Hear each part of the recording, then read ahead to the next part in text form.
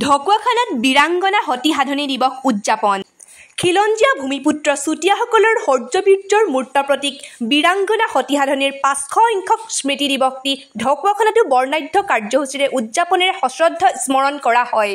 শনিবাৰে পূব ঢকুৱাখানা আৰু হাৰহি আঞ্চলিক চুতীয়া জাতি সন্মিলনৰ আতিথ্যত ঢকুৱাখানা জিলা চুতীয়া জাতি মহিলা সন্মিলন, ঢকুৱাখানা জিলা চুতীয়া যুৱ সন্মিলন আৰু ঢকুৱাখানা মহকুমা চুতীয়া ছাত্ৰ সন্থাৰ যৌথ সহযোগত ঢকুৱাখানা জিলা চুতীয়া জাতি সন্মিলনৰ উদ্যোগত এই দিৱসটি দিনজোৰা কাৰ্যসূচীৰে উদযাপন কৰা হয়। কাৰ্যসূচী অনুসৰি পুৱা চাফাই অভিযান, বৃক্ষৰোপণ, পতাকা উত্তোলনৰ পিছতে সাধনীৰ প্ৰতিচ্ছবিত বন্তি প্ৰজ্বলনৰ পাছতে দেওকুবৰ পূজা অনুষ্ঠিত হয়। ৰাজভক্তি নামক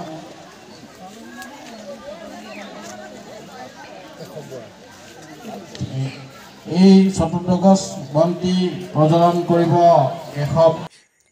ভূমিপুত্ৰ চুতীয়াসকলৰ এনেবোৰ সাংবিধানিক অধিকাৰ সাব্যস্ত কৰা আৰু প্ৰাপ্য আজৰি অনাৰ বাবে সংঘবদ্ধ গণতান্ত্ৰিক সংগ্ৰামৰ বিকল্প নাই বুলি মত প্ৰকাশ কৰে। বিভিন্ন লোককৃষ্টি সংস্কৃতিৰ শ্ৰুতিমধুৰ উপস্থাপনে দিৱসটি জীপাল কৰি তোলে।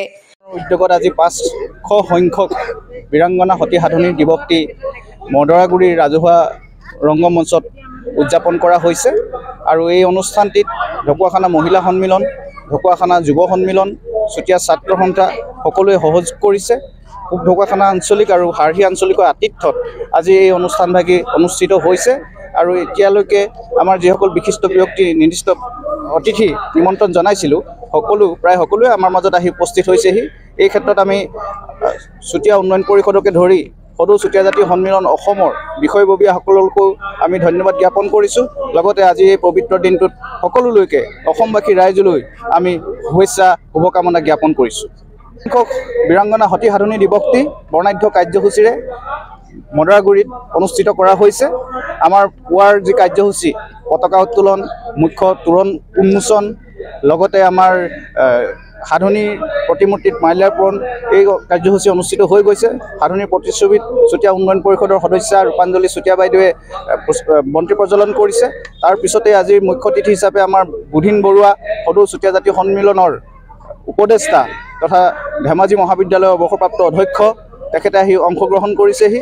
সদৌ চুতীয়া জাতি সন্মিলনৰ উপদেষ্টা তুলসী প্ৰসাদ শইকীয়া ডাঙৰীয়াই আজি মুকলি সভাখন উদ্বোধন কৰিছে আৰু কেইবাগৰাকীও বিশিষ্ট ব্যক্তিয়ে আজি সভাত অংশগ্ৰহণ কৰিছে আৰু কেইবাটাও বিহুৰ দল মুকলি বিহুত অংশগ্ৰহণ কৰিছেহি, টকা বিহুত অংশগ্ৰহণ কৰিছেহি আৰু সন্ধিয়ালৈও এক সাংস্কৃতিক সন্ধিয়াৰো আয়োজন কৰা হৈছে।